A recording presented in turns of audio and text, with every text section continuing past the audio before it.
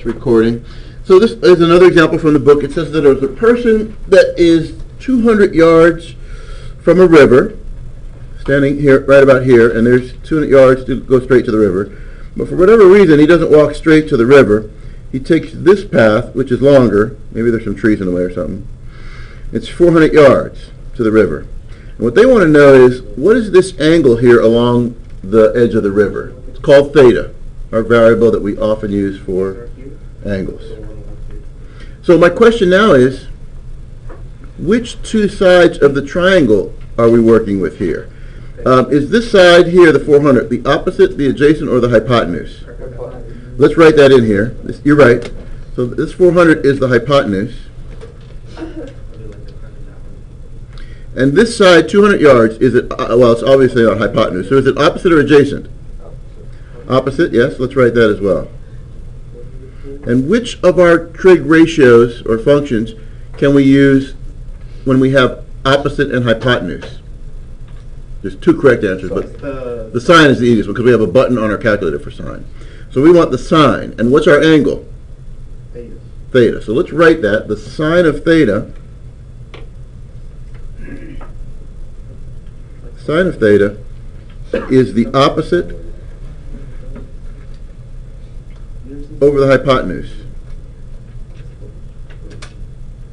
Okay. Now let's replace the opposite with what? 200 Yes. and 400 for the hypotenuse.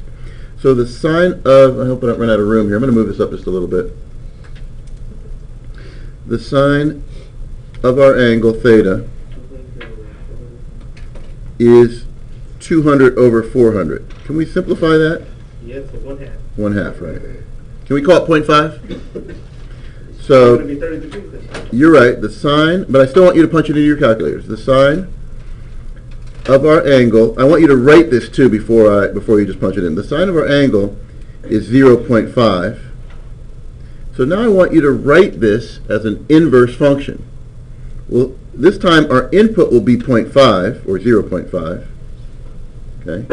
And our function won't be sine, but what's the inverse of that? Inverse sine. You can write it this way, or you can write it as arc sine. Remember that this is not an exponent. This is the inverse function. This is the inverse sine of 0.5, and now punch it into your calculator, and yes, Edgar's right, we're going to get 30 degrees. Make sure your calculator's in the degree mode. If it's in the radian mode, you can do the wrong answer.